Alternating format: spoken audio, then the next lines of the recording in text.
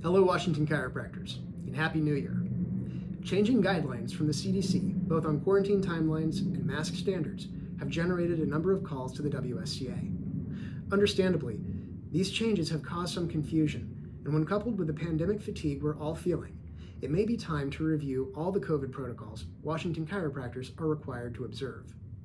Now, because there are so many proclamations, orders, and guidelines in place right now, and some of their designations differ by only a single digit, I'm not going to identify the specific proclamations by their number. Instead, I'm just going to go over what you're required to do. First, every individual in your clinic, whether they're a patient, staff, visitor, or yourself, must wear an appropriate face covering at all times. This applies to everyone, except those exempted by age or verifiable medical condition. The CDC recently changed its guidelines on what is considered an appropriate face covering, saying that everyone should be using N95, KN95, or surgical masks. This has not been mandated by the state, though, and although there is not currently a shortage of PPE, it's unlikely that the state will make such a mandate given concern over PPE availability. So unless and until told otherwise, the same cloth face coverings everyone has been using for over a year are still acceptable. Next, every clinic must still require social distancing to the greatest extent possible given the layout of the facility. If it is possible to ensure 6 feet of separation between people at all times, that distance should be maintained. Where it cannot, physical barriers should be put in place. The requirement for social distancing does not apply to actual delivery of any healthcare service, though. So while it is advisable to limit your physical interaction with patients and maintain as much space as you can, this requirement does not preclude you in any way from administering an adjustment or any other chiropractic procedure. Whenever possible, and especially if social distancing is not possible, patients should be asked to wait outside or in their car until they're called in, and once in the office, they should be immediately roomed. You should also limit who may be in the clinic to just those who are absolutely necessary for the patient's well-being and care. Additionally, the screen and clean mandate is still in place. You must sanitize your tables and equipment between each patient, and every person entering your clinic, to include patients, visitors, staff, and yourself, must be screened for COVID symptoms upon entry. This does not necessarily mean that you must perform a physical examination, though. By now, we all know what the symptoms of COVID are. You can simply ask if an individual is experiencing any of them. Of course, if they're unaware of what those symptoms are, be prepared to list them. You should also be doing temperature screening as well. However, you do not have to actually measure anyone's temperature. Doing so is advisable, but simply asking about fever along with other symptoms will suffice.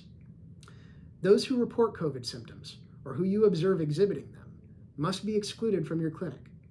In those instances, you should refer them to their primary care provider. This applies to everyone, whether they are a patient or not.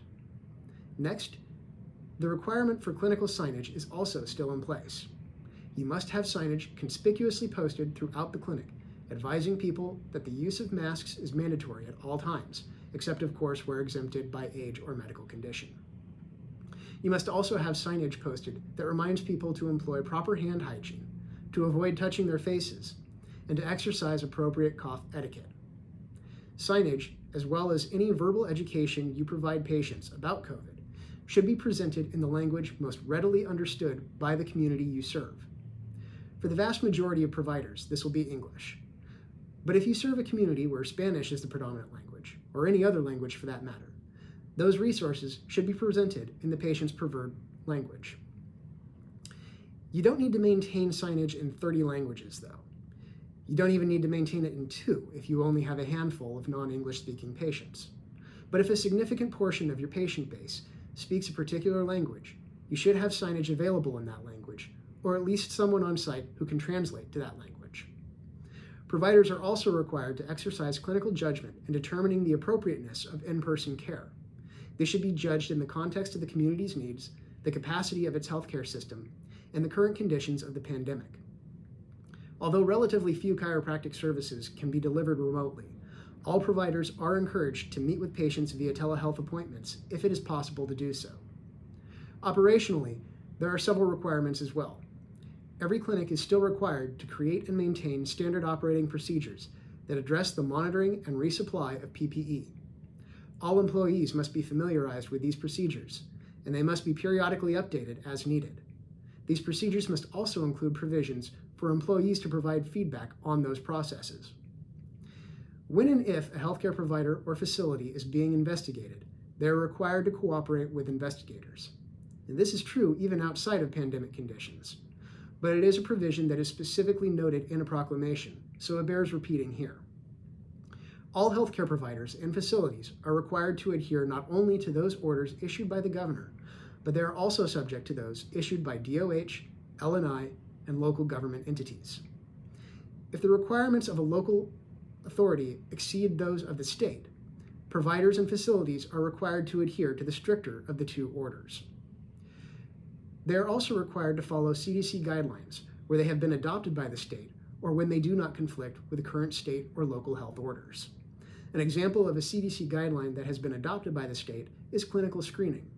The state has adopted the CDC's guidelines for which symptoms to screen for in your screen and clean process.